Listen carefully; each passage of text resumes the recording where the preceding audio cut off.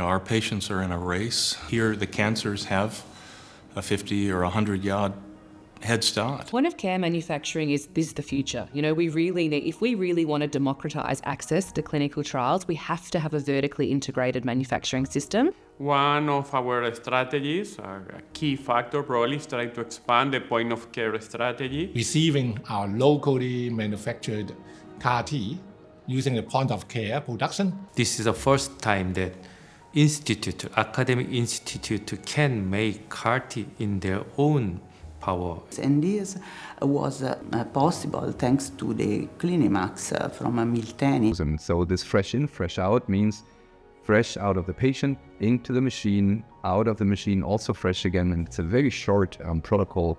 The quality of the project will be much better if you do it immediately on site.